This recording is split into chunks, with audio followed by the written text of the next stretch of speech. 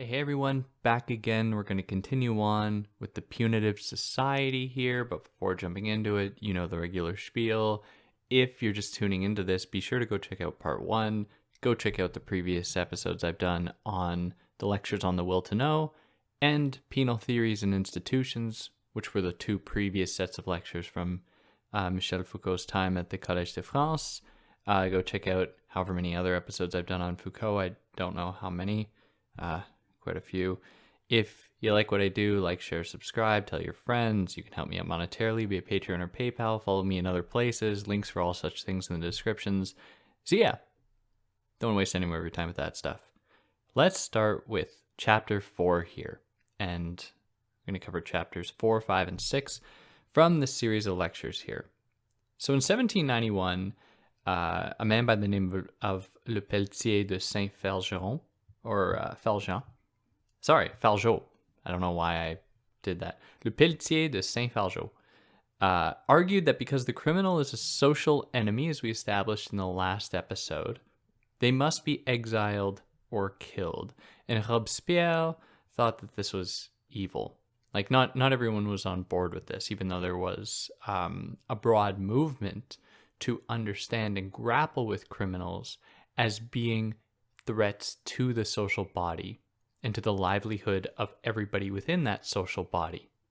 So many didn't think that this necessitated them being exiled or killed. Instead, there were efforts to try and provide more quote-unquote humane ways to deal with these people.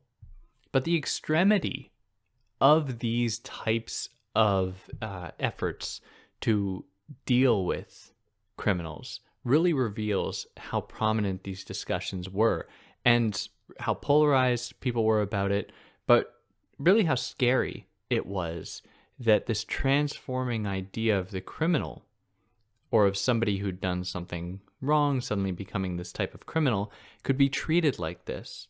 It really demands an examination of the conditions by which somebody could claim that a criminal was worthy of being put to death or exiled. But what does it really mean to appear as a social enemy? And this is something that I've noticed a lot, and to my chagrin, to my embarrassment, I happen to listen to a fair amount of crime podcasts, or a fair number of crime podcasts. And one of the things that consistently happens in crime podcasts is one of the hosts or the hosts themselves will talk about mugshots and talk about the way that the convicted killer looks. And they'll often say something like, oh, you would have never known looking at them. And this opens up a whole series of possible questions. What does it mean to look like a criminal? Is it because this person was dressed in a suit that they didn't look like they could be a murderer, for example? You know, were they not covered in tattoos? You know, you don't really know what they mean when they say this. It's one of those things, like, you don't know what it is until, you don't know what it is until you've seen it. You just know it when I don't know why I messed that up. You only know it when you see it. You know what a social enemy is. You know what a criminal looks like just by looking at them. But this demands that we interrogate all of these conditions, all of the necessary situations that align certain presentations or certain elements of self-presentation that are connected with this idea of criminality, which isn't a natural connection. It's socially constructed, of course, and it's one that comes to be enforced through the repeated persecution and prosecution of these people and associating these identity markers with that prosecution or with that persecution. And it's just a good exercise. If you listen to crime podcasts or watch crime shows and you hear that anyone say, like, oh, you wouldn't have expected it, ask yourself, why? Why wouldn't anyone have expected it? What makes someone, how do you expect someone, by virtue of the way that they present themselves, to be a criminal? But in any case, is there any coincidence, though, that at this time in France, really in the late 18th century, leading into the early 19th century, that we saw prisons emerge as a standardized form of punishment for criminals? It's like we said last time, there were many other forms of punishment before this, and even that would extend beyond this, or during this time that would continue, like torturing someone, like putting someone to death in public, like exiling someone. The prison was not a universal way to treat people or way to deal with criminals. So what happened at this period to make it so that prisons became the standardized measure, the standardized treatment of criminals? Well, there are so many different possible explanations here, and they could all be correct, and they could all contribute to it. Because at the time, we can't forget as well that there was this emerging idea of the rights of humans, having basic liberties, having basic rights, and the prison being something that took somebody away from those rights so that they would be confined was a way by which to demonstrate that the state stands above even those very rights that it claims to hold sacred. And it can determine in what instances it will take those rights away, which is a very clever way to enforce the state's power and to enforce the state's superiority in the imposition or the decision of moral judgment, to be able to say, I can make this decision because I am superior, or I am the correct one, or whatever. So it's really important to stress that it's not as though there's this very neat connection between the emergence of the idea of a social enemy and the emergence of prisons. They do share some connections insofar as they both emerged from other phenomena, gave rise to them, but they do not motivate the emergence of one another. They are the products of other things, other phenomena that we'll get into in more detail. Because at first, prison wasn't a punishment at all, really. It was a way to secure someone before they had to go to trial, so make sure they wouldn't run away. But it was still, nevertheless, something that was used. When it became the standard for treating criminals, then it took on a completely new form. It was the perfection of the way that power was organized, because it became homogenous. It allowed for a complete surveillance of its population that the social body was trying to implement as well, to have better control over its citizens, to make sure that they wouldn't break ranks, they wouldn't transgress those social bonds and rules. So to take a step back and think about penalty and think about punishment at this time, late 18th century France, Foucault identifies that there were 4 guiding, kind of unconscious, unwritten principles of punishment. The first was that the harm inflicted by the criminal to society would have to be mirrored in the punishment of that person. Now, this would be determined proportionally to the amount of harm inflicted by the criminal onto society, and then this would be used to calculate how much punishment to inflict on the citizen. So Foucault suggests that in a society that has grown very large, in which a criminal's actions don't actually constitute a huge attack against society itself, proportionally to the size of the society, chances are they wouldn't need to be punished greatly. But if the society was still in its infancy, any attack against the social body would probably be pretty significant. And so the demand for punishment and the punishment itself would be significant, in proportional to that initial harm done. The second unconscious guiding principle behind punishment was to make sure criminals wouldn't recommit crimes. Punishment was seen as a deterrent. If you punish someone, they would then be hesitant to recommit a crime out of fear of being punished again. It was also used as an example for other people. The penal system at this time also sought to impose total surveillance over its people to make sure that they wouldn't be, or the criminals within it, in order that they wouldn't break ranks within that system, and to encourage their re-education so they could be properly socialized for that society. And finally, the penal system and the possibility of punishment must be known among the entire social body in order to deter people from committing crimes. Now, these principles preceded prisons themselves. It wasn't as though they emerged with the prisons, but they were sought after by penal theory and penal institutions before prisons themselves. Prisons were just kind of the perfect form of these logics all coming together in one institution. So the other ways before prisons that these guiding principles were exercised would be like through tainting someone's name, like mentioned in the last episode, like punishing them as an eye for an eye. If they steal something, they would maybe have their hand removed.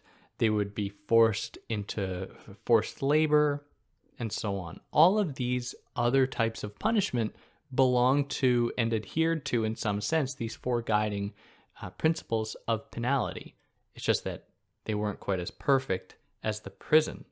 Now, in opposition to these punishments, the prison is different in that it is not, in Foucault's words, a collective system like infamy. It's not graduated in its nature like an eye for an eye. That is, it doesn't elevate as a crime elevates or diminishes as a crime diminishes. And it is not reforming like forced labor claims to reform people. The prison is instead an abstract, monotonous, rigid punitive system that was introduced in reality and discourse. So the prison homogenizes criminals. So you would have a thief next to a murderer in prison, instead of the thief experiencing one specified form of punishment and the murderer experiencing another specified form of punishment. And what this did was to help create this class of homogeneous criminals, or to homogenize the category of criminality to better control that identity as a group, so they could be better managed and better dealt with. Now, we're going to elaborate on the following point much more as the chapters go on here, but it's important to note that prisons sought to take away people's time of their lives without killing them. It just sought to take them away from their liberties and their life. And Foucault suggests that its emphasis on time and duration away from society, away from one's own life, things you enjoy doing, people you love, and so on. It was a way by which emerging ideas about penalty mirrored emerging logics of capitalist production, where you'd go into a factory and give up your time and labor for someone else's benefit. The prison mirrored that in treating time as a function of one's crime or of one's punishment. So in Foucault's words, he says that just as a wage is given for a period of labor, a period of liberty is taken as a price of an infraction. So this more broadly corresponds, and this is something we'll talk about more as we go on, this corresponds to the way that society more broadly, French society and European society specifically, started to repress and control time.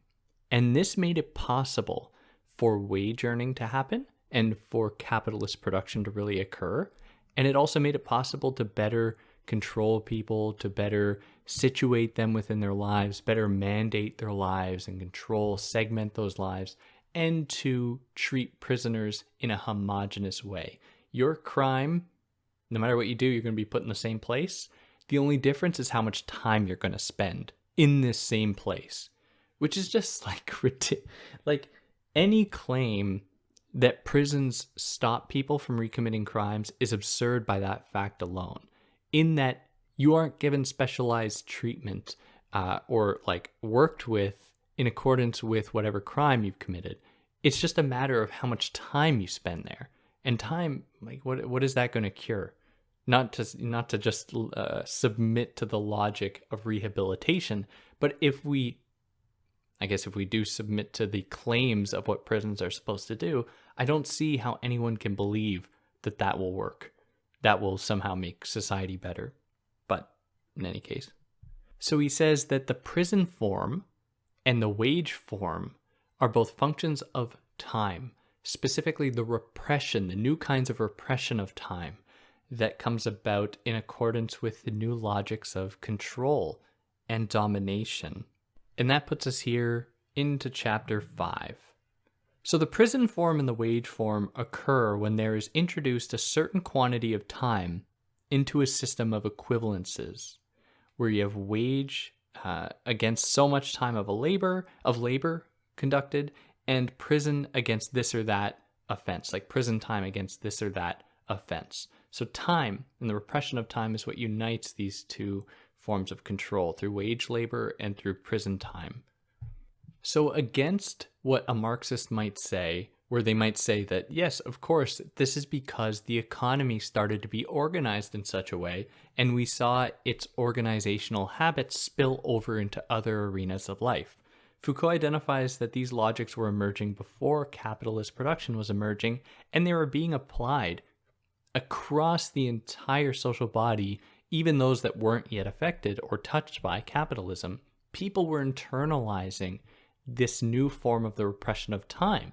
And he says that instead, it happened according to what he calls a new moral measure, a way by which to gauge one's virtue in accordance with their relationship with time, how much time they were willing to give to labor more generally, not just capitalist labor, how much time they're going to give to their society, to themselves, and so on. And to combat any charge or any criticism that this prison form could actually be seen much earlier, before prisons, like in religious convents, Foucault says that the difference was that these convents weren't about keeping someone free from the outside in order to protect the outside. It was instead a way by which to protect someone from the outside, where the outside world, social life, was seen as containing all of these impurities, whereas the religious person had to be in a pure space away from those impurities. So society wasn't being protected from them, they were being protected from society. So, to jump back to this idea about moral measure and how a new kind of repression of time motivated the formation of capitalist exploitation and the prison form, Foucault turns to the Quakers in the United States and then in Europe and elsewhere to identify almost the exact moment in which this control of time took place. And it would then be extended to penalty and then to prisons. So he traces this moment to the Quakers within the early period of the United States. Now, the Quakers were a religious denomination of Protestants, more or less, who believed that one's relationship to God didn't need to be mediated through like a church or through a priest, but that the light of God could be found in each individual person. And for the Quakers, this would come about through demonstrating oneself through hard work, through care, giving, and so on. You didn't need to go to church, profess your sins, or anything like that to actually have a good relationship with God. You just had to be an upstanding citizen. Now, in England, the Quakers weren't a fan of the way that the English penal system was imposing harsher and harsher forms of penalty against its citizens, like the death penalty. The Quakers didn't like that. And when they settled in the United States, the early colonies, they didn't want to replicate that same system. They wanted one that was not quite as harsh. Now, from our perspective, what I will say is that the Quakers proposed also a very harsh system, just without the death penalty or relying so much on the death penalty. So in newly independent Pennsylvania, what we saw was the emergence of a new punitive armory that was comprised of the prison, mutilations, flogging, and public works. So prison within this system would become dominant, which still sucks. Like, it's not like prisons are a good thing, but in their minds and their eyes, it was better than being put to death. So the Quakers' religious influence made it so that they could easily associate criminals Very much like the physiocrats presented in the last episode, they could align criminals with being fundamentally evil and therefore a threat to the social body. Now, unlike Catholics, the Quakers didn't need pageantry to foster a connection with God and to guarantee salvation. Like I said, they could just do it through hard work, through care, through taking care of oneself. And this required that any one person, in order to foster a proper relationship with God, had to renounce their passions, their desires. They had to repress all of that stuff and just focus on being a good, hardworking citizen. Now, this meant being prepared to renounce the body, and your desires, your drives, and your immediate mental, emotional, intellectual wants, and instead to keep your eye on the prize, that is, God's love and God's grace. Now, this was the motif of early Pennsylvania prisons that were run by the Quakers. And in Foucault's words, he writes that the mind must become empty and pure again, so that the inner divine light shines out anew. And it would then be a way to purify the body away from, or to protect it from the evil influence of your desires and drives. Now, what would be the best way to do that? To remove somebody from the impurities of society entirely. So the prison, at least the logic of the prison at this time, was to take somebody away from all of these temptations so that they would only be allowed to look inward. If you're locked up in a dungeon cell and you have nothing to do, the idea would be that you would be introspective. You would look into yourself, and you'd question your life and what actually matters to you, and you'd find God. This was the driving factor behind the Quakers' prisons, or run by them, in the early colonies. And there's really no coincidence that the term penitentiary comes from the French word pénitencier, which has a connection to penance, which is like the priests giving penance to somebody. And this was really the first joining of penal theory and Christian doctrine. Christianity needed the prison to insert itself in the penal process. The prison's logics mirrored and really welcomed those of the church. So we can see here a sort of trinity emerge, where you have prisons, the church, and citizens. And it is expected from Christian doctrine that citizens are to be pure individuals free from their own passions and drives that are fostered within an impure society. So, in order to correct that, within our Trinity framework here of prisons, church, citizen, you'd send the citizen to the prison, where they could then foster that relationship with God. So because the prison is ostensibly here a site for spiritual growth and development, it needs surveillance in order to make sure that it's always working. And this is the human surveillance conducted by humans, but the implication is already that you're always under God's surveillance. And if you fail to do right in the eyes of God, you're going to be punished, both on the world, you're going to be sent to prison, and in the afterlife, you're going to be sent to hell, or whatever they imagined happened. So they were put under pretty strict surveillance. They were monitored, they were recorded. And these records didn't just get deleted immediately after or burned immediately after they were taken. What actually happened was that they were kept. And researchers, scientists, psychologists were like, wow, this is a treasure trove of information about people's lives within prisons. And so here we see emerge a new way of understanding people from these prison records so that they could be better understood. And this opened up a new possibility to grapple with people as objects of knowledge.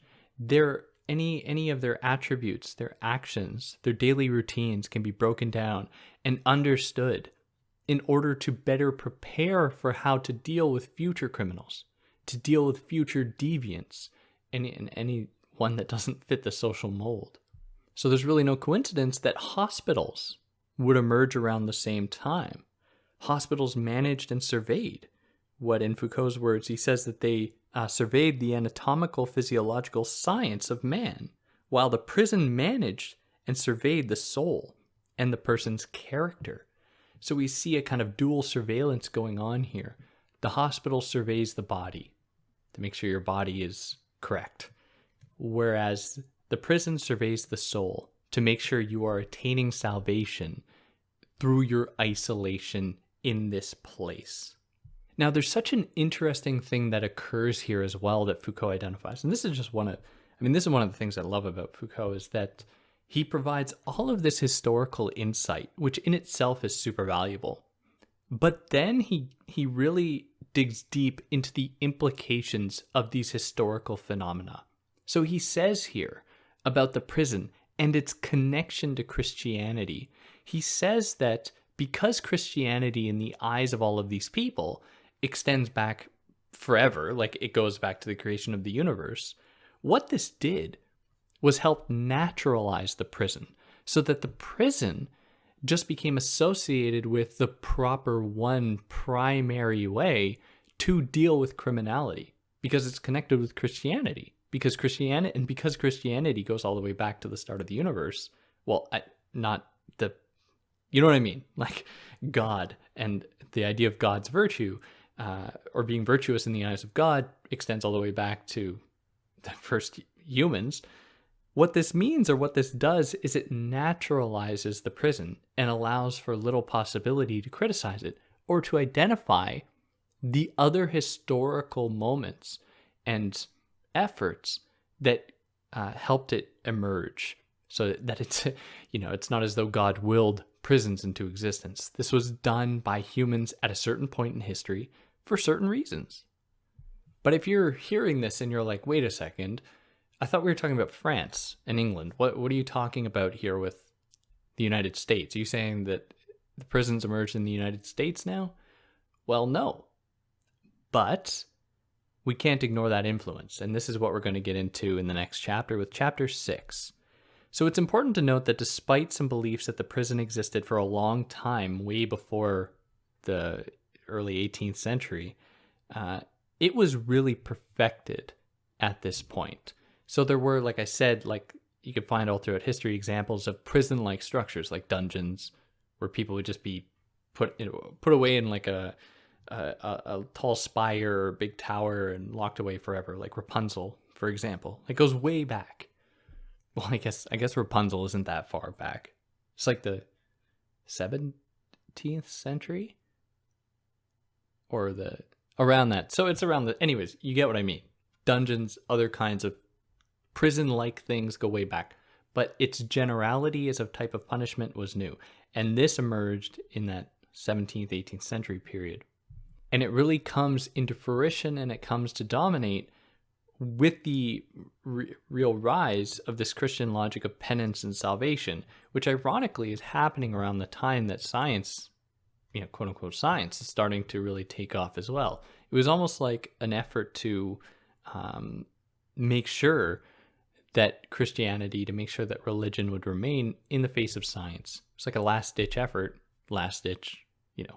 Christianity is still very much alive today, but it was an effort to almost like incarcerate people who would not abide by it. And so there were the witch hunts as well. There was the prosecution of scientists for being, for breaking the word of God or whatever. So the prison here is a microcosm of broader societal transformations that can be attributed to Christianity in part, attributed to capitalist logics in part, attributed to a broader repression of time in part, attributed to the imposition of this idea of moral virtue upon people's hard work and criminals challenging that. It can be attributed to the association of labor with fundamental value, and all of these things contribute in some part. And this is why French and English prisons weren't just motivated by the Quakers in the United States, as I hinted at the end of the last chapter. There were all of these other factors here, but what the Quakers were doing did have some effect, like all of these other things. So here he's going to consider both France and England on their own, starting with England. So he says that in England, there were groups who shared the similar values of the Quakers. That is supervision, control, and punishment. Essentially, there were Quakers and Methodists in this context who were concerned with maintaining order and morality. Now, other religious societies who lobbied against licentiousness, that is laziness, idleness, they lobbied against these things. They lobbied against deviance, criminality. They weren't all religious. Some of them were influenced by belief in virtue, like Aristotle was. So if anyone's not familiar with Aristotle, he wrote a book once called the Nicomachean Ethics, or a text called the Nicomachean Ethics, in which he advocates for a thing called virtue. And for humans to live their best lives, they have to embrace and strive for the golden mean, which is not to submit in any one direction too hard, like to try to get too rich or to be too poor or to be to experience too much pleasure or to experience too much work. You have to be properly virtuous, you have to find that middle ground, the balance of all things. So there were religious influences in England, like in the United States with the Quakers. So there were the Methodists and the Quakers themselves still in England. But also there were other groups that had a vested interest in this prison structure and for prosecuting people for breaking the law, for breaking the social contract and the laws that were put in place. So there were paramilitary self-defense groups, for example. They were put in charge to oppose the 18th century uprisings by the peasant and working classes, who also had an interest in making sure that people weren't going to revolt. And one way to do that would be to send them to prison, where in prison they weren't going to be able to organize very well and orchestrate a revolt. There were also guards who were hired to protect private property, who formed almost a class of their own and wanted people not to present a threat to their lives and to the property that they protected. Now in England, what united these different groups was a desire to protect the accumulation and concentration of wealth into the hands of a few. So this new bourgeois class was starting to employ all of these guards, all of these paramilitary groups to protect themselves from peasant uprisings. So there was this capitalist influence here to motivate the extension of prisons across the social body and to further control people. And because the new kinds of criminality that were emerging were really hard to keep track of and to really handle because of large swaths of people coming into cities, there was tons more people, tons more reasons for people to commit crimes because of impoverishment, lack of housing, lack of food, and so on. Lawmakers had to rely upon smarter ways to deal with these potential threats. So like we said just a few moments ago, the prison was a homogeneous way to deal with criminality. And we see that play out here. The state didn't have the means to really deal with each individual criminal on its own. It needed a homogeneous, easy way to deal with them. And that's not by exiling them, because where are they going to go? They're just going to come right back. As per the capitalist logics at the time, it wanted to encourage easy mobility between people. So where are you going to send them to? I mean, if you send them on a ship to one of your colonies in the United States, they're still going to commit those crimes there. And then, like, how's this problem being solved? What are they going to do then? Send them back? Because, that society is just going to exile them. And what use is that to send them back? Of course, colonies were used, like, to send people just to, like, islands. Like, I don't know, Australia? Is that a myth? I don't know. This is something I've never looked up. But in any case, it proved to not to be the most effective way to actually deal with these people. Instead, they just set up these prisons. They just threw up some walls and just shoved people in them. And like, okay, now we're dealing with this way now. And what are they going to do? But by having such a homogeneous system to deal with criminality meant that the possible spectrum of criminality could be extended to include even more forms of deviance, because what they wanted was to maximize and optimize production, and anything that posed a threat to that, like we said in the last episode, being lazy, not having kids, refusing to have kids and contributing to the workforce, of not doing your job as well. These could all be things that could send you to prison. And then it became not so much a matter of waiting for someone to kind of do this crime, but to start to associate other markers with these crimes. And so here emerges the broader category of deviancy, like associating some identity markers with being a potential criminal, therefore being put under more stringent surveillance. And then if it so happens that you happen to break one of these newly imposed laws, like being lazy, then you will be sent to prison. Whereas if you didn't have these identity markers in the first place, let's take, say, like tattoos, which is often something that is used as a way to justify people's exclusion from certain jobs, very much to this day. Like the expectation is that if you have tattoos, you have to cover them up for a job interview, right? Any boomer will tell you this. This is just something they just expect. If you don't have any of these totally arbitrary identity markers, you won't be put under such surveillance. And so you do have that opportunity to slack off a little more than someone else. And this relates to the sociological terms. I think it's called the broken window idea. And the idea is that in communities that experience and have experienced historical disenfranchisement through removing industry, like from urban areas that often affect urban Black communities in the United States and in Canada, what happens is that, of course, things go bad. And when things go bad, there's increased police presence. And increased police presence means there's going to be more arrests happening. More arrests happening means more police presence. And so we see a cycle begin to emerge here, when this doesn't actually have to do at all with the prevalence of criminality. And my example here is, if police were actually interested in arresting criminals, they would park their little cars, their cute little cars, next to golf courses and catch people drinking and driving as they leave golf courses, all likely white people in most contexts, and arresting them, just doing that. But you don't see that happen because these people are not marked by that society. And so the expectation is then that crime is not occurring over there. It's occurring in another place. And this is how these cycles begin and are very difficult to stop. So as we mentioned earlier, in England, the idea was that, like, of course, they just wanted people to act properly. And they're like, we actually don't want to send people to prison. We don't want to be prosecuting anyone. So just act right and we won't have to do it. We just do it reluctantly because you just can't seem to act properly enough for us. So in this case, penality becomes associated with morality, facilitating its widespread adoption.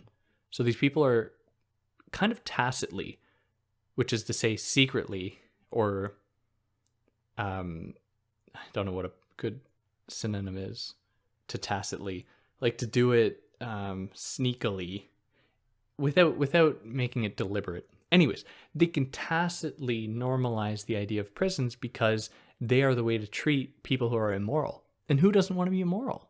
To be moral is a good thing. Society wants that.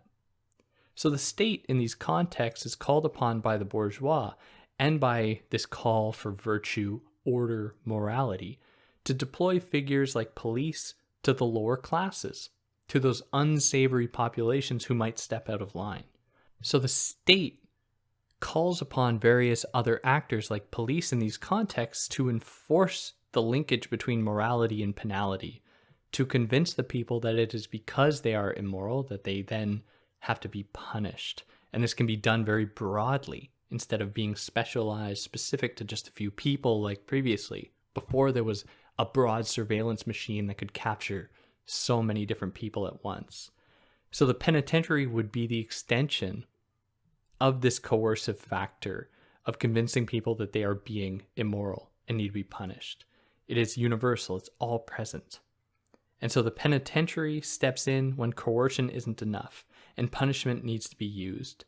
So the prison is for those whom have evaded coercion, who haven't been convinced, who haven't been properly swayed, and so they have to then be punished by being sent away to a prison where they will ostensibly be introspective, they will reflect on themselves and come out as proper citizens, which of course doesn't happen.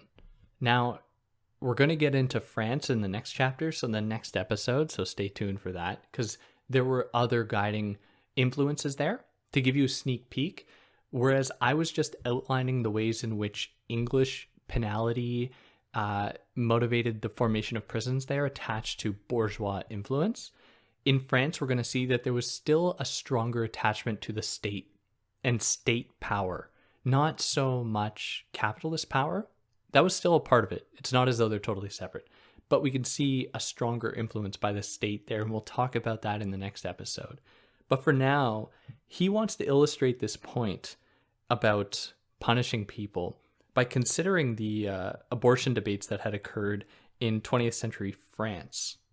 And to be honest, this point feels undeveloped and a little out of place, but in any case, he says it, so I'm conveying it to you, where he says that in one of the elections leading up, one of the debates leading up to the elections, elected officials were called upon to give their opinions about abortion, to which they said that it doesn't matter because they're not in power. And so there's nothing they could do about it. And Foucault says that this is such a mysterious thing because all that is saying is that they are actually helpless at the whims of the state and the status quo. So without establishing their perspective on the matter beforehand, the people aren't actually given the power to choose who to vote for. So they don't know if they're voting for someone who's going to impose stricter laws against abortion or to make it legal, safe, easily accessible, and so on. And so this just reveals the way by which systems and status quos keep themselves going. We just normalize the state's judgment and the current way that things are run. And yeah, that'll put us into chapter 7. I'll stop there. If there's anything I got wrong, anything I excluded, I'd love to hear about it. If you like what I did, like, share, subscribe, tell your friends. Let me know. Do you buy it? Do you feel yourself at the whim of capitalist production? Do you feel yourself structured according to the repression of time that we've described here? Or do you feel yourself needing to abide by a certain moral character or being virtuous in a certain way? Love to know what you think. If you're listening to this on a podcast platform, you can leave a review. I'd love to read them. And yeah, on that note, take care.